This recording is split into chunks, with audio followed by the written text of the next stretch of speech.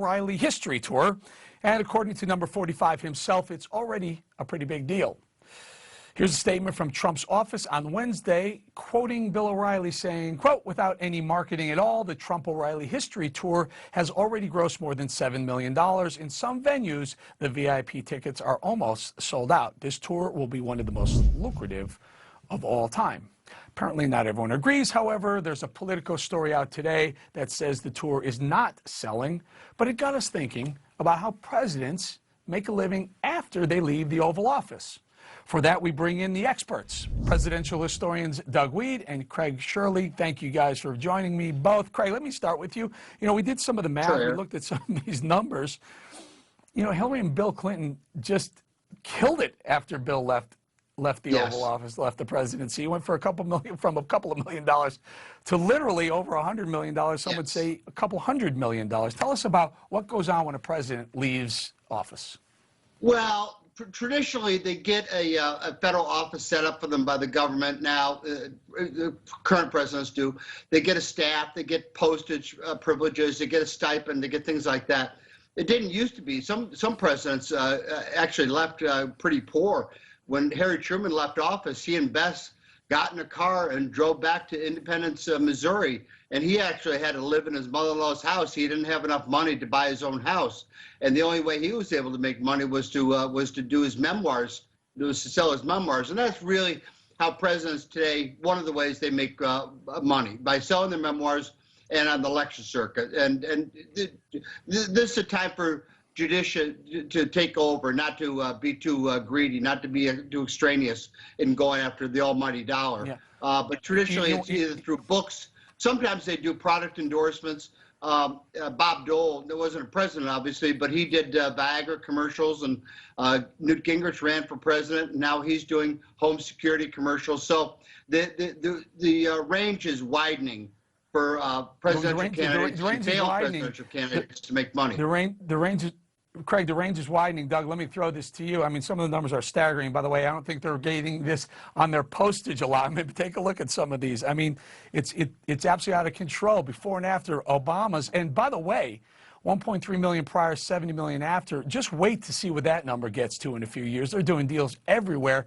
Michelle Obama on her book tour, I read somewhere where she was selling out 30,000 seat arenas for literally thousands of dollars per seat for a long time. That number is going to skyrocket. Look at Bush, 20 million to 40 million. That just pales in comparison to some of the others. And we highlighted Bill Clinton, 1.3 million, 240 million after, and these numbers are staggering. Doug, tell us, you know, when you think public servant, is it public servant or is it ingratiate myself to the nines once I leave being a public servant?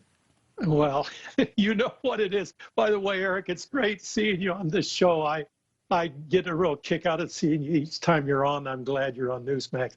Actually, this whole process begins very, very early, long before they're president of the United States.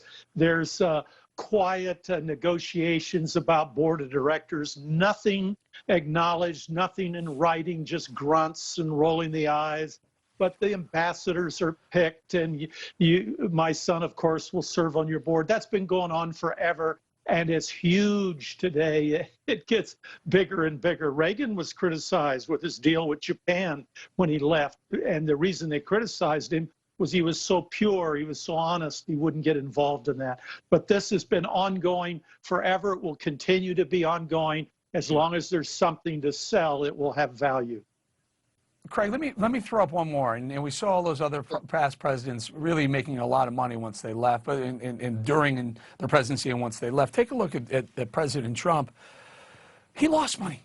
President Trump lost money being president, and everyone seems to point the finger at him. Craig, how many times do we hear emoluments clause, emoluments clause, emoluments clause, meaning the president was ingratiating himself while he's in office? This man lost money. That's a public servant. Yeah, that's not quite astonishing, because people vote in many different ways, not just in the ballot box, but they also vote with their feet. They also vote with their purchases, and whether or not they buy buildings or buy condos or whatever else. And obviously, The stock market has not been shooting up of recent. He's lost probably money in the stock market. Also, real estate value in New York has plummeted, so he's probably lost money there. And also, people didn't buy his buildings or buy his condos simply for reasons of politics, which is really unfortunate that people are so petty with their dollars that they would take it out in that manner. You know, Doug, final thought here about a minute or so. You know, it just strikes me that you know, look at Harry Reid. He walked into the Senate and he was, you know, a senator making 100,000. I think they got up to 174,000. Joe Biden as senator, the highest he ever made was $174,000. And then he walks into the presidency with several $1 million in his net worth. How do you make $100,000 to $150,000 after tax for all this time and somehow amass millions upon millions of dollars and then millions more once you leave office? What's going on in that time in between that we don't know about? Yeah, they are hustling, and they're hustling fast. And you look at others, we should say Ron Paul and Rand Paul turned down all of those powerful lobbies, the tremendous flow of money. And Nancy Pelosi raked it in through her husband. I mean, it got so outrageous that 60 Minutes and their whores in the media broke with them and said, we can't support this any longer. They were deciding what stocks they would buy, Nancy Pelosi and gang, and then go into a committee meeting and making the decisions that affected those stocks. I want to bring you guys back next time I sit in, or we'll do the other show that's coming up soon to be announced. But I'd love to bring you back because I love that topic there, Doug. The Stock Act, where lawmakers could literally front run their own legislation, something that every other American watching right now would go to jail for, but they're allowed to do it, and they were allowed to do it and make a ton of money doing it. I got to wrap the segment. I'm running out of time. I want to say thank you both, Craig Shirley and Doug Weed. Thank you guys for your time. Thanks, Eric. Good to see you, Craig. Good to see you, Eric. Good to see you guys. Violent crime is surging.